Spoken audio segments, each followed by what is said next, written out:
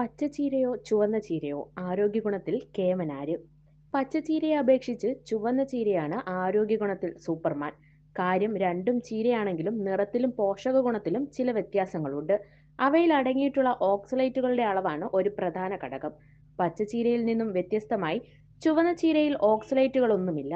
അതിനാൽ വൃക്കയിൽ കല്ലുപോലുള്ള അവസ്ഥകളുള്ളവർക്ക് പച്ചച്ചീരയ്ക്ക് പകരം ചുവന്ന ചീര തിരഞ്ഞെടുക്കാം. വൈറ്റമിൻ എ, ഇ എന്നിവ ചുവന്ന ചീരയിൽ ധാരാളമുണ്ട്. ഗ്ലൈസെമിക് ഇൻഡെക്സ് കുറവായതിനാൽ രക്തത്തിലെ പഞ്ചസാരയുടെ അളവ് കൂട്ടില്ല.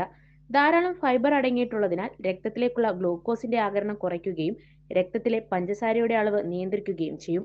കൂടാതെ ചുവന്ന ചീര ഇരുമ്പിന്റെ കലവറയാണ്. ചുവന്ന രക്താണുക്കളുടെ നിർമ്മാണത്തിനും ഹീമോഗ്ലോബിന്റെ പ്രവർത്തനത്തിനും ഇത് വളരെ അത്യാവശ്യമാണ്.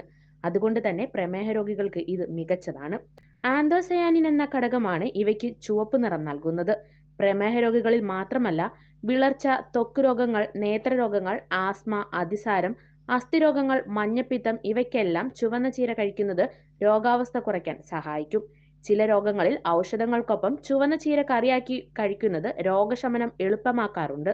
കുടലിലെ അൾസർ, സൊറിയാസിസ് രോഗികൾ എന്നിവരിൽ ചുവന്ന ചീര നല്ല ഫലം തരും. ആർത്തവ രക്തനഷ്ടം മൂലമുള്ള ക്ഷീണം കുറയ്ക്കാൻ ചുവന്ന ചീര കറിയാക്കിയാലോ സമൂലം കഷായമാക്കിയോ കഴിക്കാം.